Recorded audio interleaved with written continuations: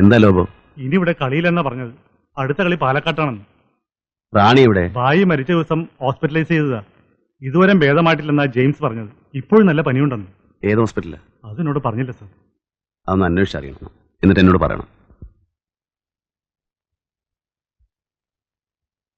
ഞാനും അതാ പറഞ്ഞു വരുന്നത്. കത്ത് കിട്ടിയത് ഭാഗ്യമായി. നിർത്തടാ. ഭർത്താവ് മരിച്ച് രണ്ടാം പക്കം തന്നെ നീ കാമുകന്മാരുടെ എണ്ണം കൂട്ടിയല്ലേടി? ഈ ലോകത്ത് വേറെ ആരും വിശ്വസിച്ചില്ലെങ്കിലും ശരി, ഞാൻ പറയുമ്പടാ നീയാണ് ഭായിയെ കൊന്നൊന്ന്. ഇറങ്ങി പോടാ പുറത്ത്. മിണ്ടല്ലടാ. നിയമം നിന്നെ ഒന്നും ചെയ്യില്ലായിരിക്കും, പക്ഷേ ഞാൻ നിന്നെ വെറുതെ വിടില്ല.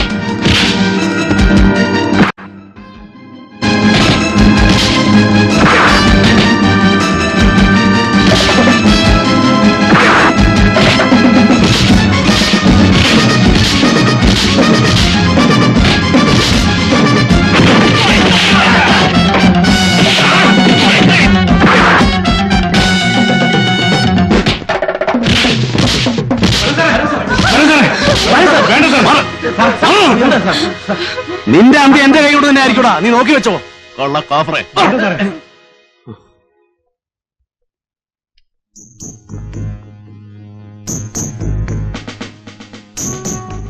ഇവന്റെ അഹങ്കാരം കുറച്ച് കൂടുന്നുണ്ട്. സാരമില്ല, ഞാൻ വഴി കണ്ടിട്ടുണ്ട്. ഇത്രയും കാലം ഭായി ഉണ്ടല്ലോ എന്ന് വെച്ചാൽ ഞാനൊന്നും ചെയ്യാതിരുന്നത്. ആ റാണിയുടെ കാര്യം ഓർക്കുമ്പോഴാണ് എനിക്ക് വിഷമം. പാവം. ജെയിംസ് തന്നെയാണോ ഭായിയെ കൊന്നത്? ഏതായാലും അതൊരു അപകടമരണമല്ല, അതെനിക്ക് ഉറപ്പാ. ആ, ഇനിയിപ്പോ പഴയ സാധനങ്ങളൊക്കെ എടുത്ത് പൊടി തട്ടി വെക്കാം അല്ലേ അച്ഛനെ? ഇനി മുച്ചീട്ടും നാടകത്തൊന്നും വേണ്ടടാ, മടുത്തു. മനസ്സിലായി. ഗൗരിക്കാണെങ്കിൽ ഇതൊന്നും പണ്ടേ ഇഷ്ടമല്ല. അപ്പൊ പിന്നെ പോടാ, എനിക്ക് ശരിക്കും മടുത്തിട്ടാ. ഇനിയിപ്പോ പലതും മടുക്കും. മാങ്ങാ സീസൺ ആണെങ്കിൽ അതും കഴിഞ്ഞു. ഇനി എന്ത് ചെയ്യും? എന്തെങ്കിലും ചെയ്യണം. 2 ദിവസം കഴിയട്ടെ, പറയാം. കുറച്ച് കാശ് വേഗം ഉണ്ടാക്കണം. കല്യാണം. ഇനി പലതും തോന്നും. അങ്ങനെ 4 നാളായി എന്റെ ഉള്ളിൽ തീയാണ്. കഥ 4 പേരറിഞ്ഞു പോയാൽ പാടാണ്.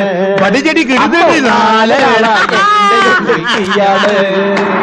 കഥ 4 പേരറിഞ്ഞു പോയാൽ.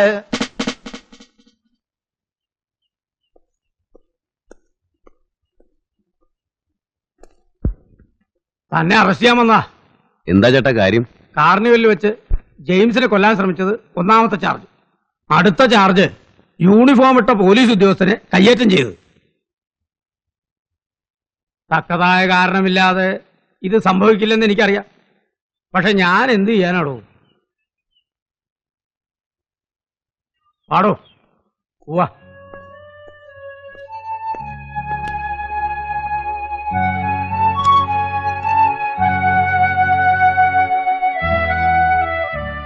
ഞാൻ പോയിട്ട് വരാം.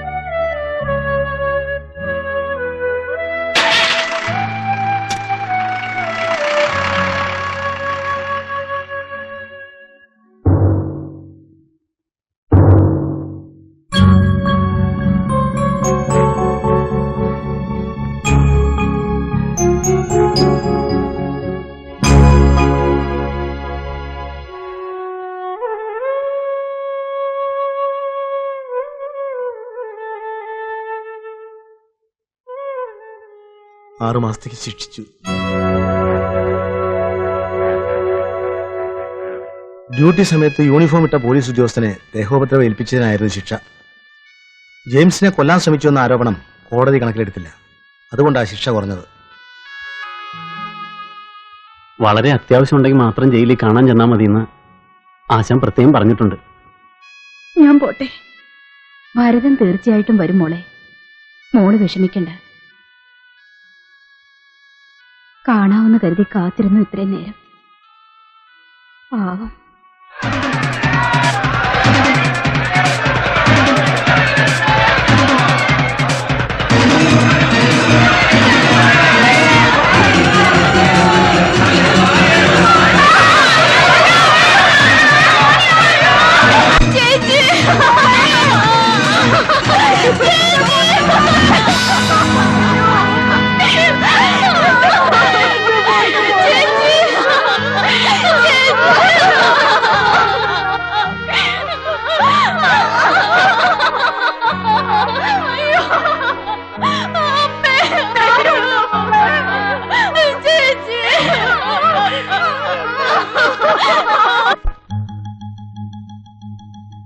കോടതിയിൽ നിന്ന് ഞങ്ങൾ വീട്ടിൽ ചെല്ലുമ്പോൾ വിധി അറിയാൻ വേണ്ടി അവിടെ കാത്തുവെപ്പുണ്ടായിരുന്നു. വിധി അറിഞ്ഞ് വല്ലാതെ വിഷമിച്ചാ ഗൗരി പോയത്. രാത്രിയായപ്പോൾ കുഞ്ഞലക്ഷ്മി അമ്മ ഗൗരി എത്തിയില്ലെന്ന് പറഞ്ഞ് വീട്ടിൽ ആളെ അയച്ചിരുന്നു. അറിയാവുന്നിടത്തൊക്കെ അന്വേഷിച്ചു നോക്കി. പിന്നെ നേരം വെളുത്തപ്പോൾ കേട്ടത് പറമ്പിന്റെ മൂലയ്ക്കുള്ള മാവിൽ തൂങ്ങി മരിച്ച നിലയിൽ കണ്ട ഗൗരിയുടെ ശവത്തെക്കുറിച്ചാ. രാത്രി എന്താ സംഭവിച്ചതെന്ന് ആർക്കും അറിയില്ല. ആത്മഹത്യയാണെന്ന് പോലീസുകാരും അല്ലെന്ന കുഞ്ഞലക്ഷ്മിയമ്മയും വീട്ടുകാരും ഒരുപോലെ തറപ്പിച്ച് പറയുന്നു. നമ്മളന്ന് സ്റ്റേഷനിൽ വെച്ച് കണ്ടില്ലേ ആ ഡോക്ടർ മോഹൻ? അയാളാ പോസ്റ്റ്മോർട്ടം ചെയ്തത്. ആത്മഹത്യ തന്നെയാണെന്ന് അയാൾ തറപ്പിച്ചാ പറഞ്ഞത്. പോകാം.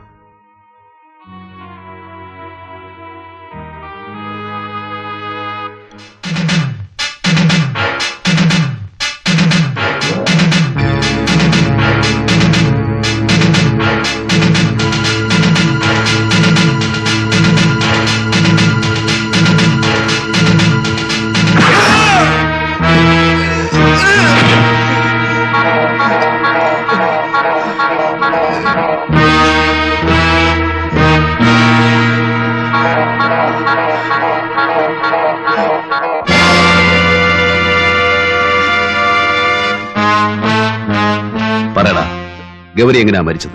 ആത്മഹത്യയായിരുന്നു. ഇല്ല, അവൾ ആത്മഹത്യ ചെയ്യില്ല. എന്നെ ഒന്നും ചെയ്യല്ലേ. നീ പറയില്ലല്ലേടാ. സിദ്ധു, ഒഴുകി പറ്റോ? വേണ്ട വേണ്ട.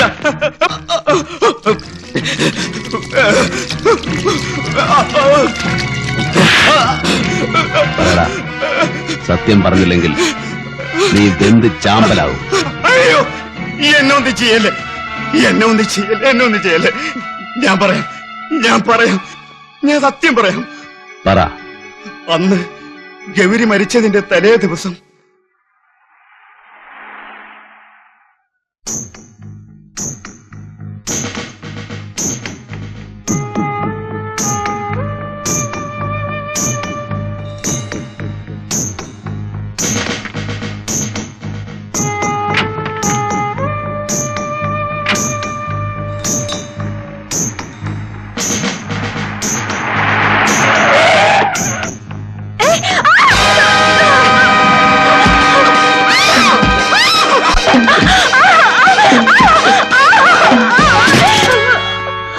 അന്ന് നീ സ്റ്റേഷനിൽ നിന്ന് രക്ഷപ്പെട്ടു. പിന്നീട് പലതവണ നിന്നെ ഞാൻ ട്രൈ ചെയ്തു. അപ്പോഴൊക്കെ നീ ഒഴിഞ്ഞു മാറി. നിന്നെ കേസിൽ നിന്ന് ഒഴിവാക്കി തരാമെന്ന് പറഞ്ഞിട്ട് നീ വഴങ്ങിയില്ല. ഇന്ന് നീ രക്ഷപ്പെടുന്ന എനിക്കൊന്ന് കാണണം. 1 രൂപ മുതൽ മേൽപോട്ട് ആര് തന്നാലും തുണി ഉരിയുന്ന നിനക്ക് എന്നോട് മാത്രം ഒരു പാതിവൃത്യം അല്ലടി? തൊട്ടുപോകരുത്, തൊടരുതെന്നെ. തൊട്ടാൽ നീ എന്ത് ചെയ്യടി? തൊടരുത്, തൊടരുത്, തൊടരുത്. അയ്യോ,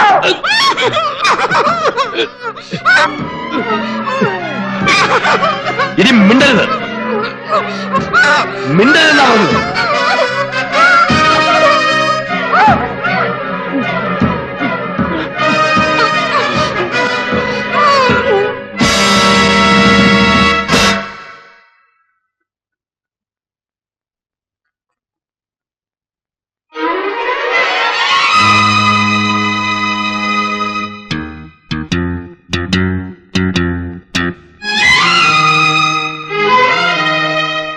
അത് ആത്മഹത്യയാക്കി മാറ്റാൻ വേണ്ടി ജെയിംസിന്റെ സഹായത്തോടെ അന്ന് രാത്രി തന്നെ ഗൗരിയുടെ വീട്ടിലെ പറമ്പിൽ ഒരു മാവിൽ കെട്ടിത്തൂക്കി. ഡെഡ് ബോഡി പോസ്റ്റ്മോർട്ടം ചെയ്ത ഞാൻ അത് ആത്മഹത്യ തന്നെയാണെന്ന് റിപ്പോർട്ട് ചെയ്തു. ഇപ്പോഴാ എസ് ഐ എവിടെയുണ്ട്? ജെയിംസുമായി ചേർന്ന് കാർണിവൽ നടത്തുകയാണ്. കാർണിവൽ? അതെ, സിറിയക്കിനെ ഡിപ്പാർട്ട്മെന്റിൽ നിന്നും ഡിസ്മിസ് ചെയ്തു. അവരിപ്പോ എവിടെയുണ്ട്?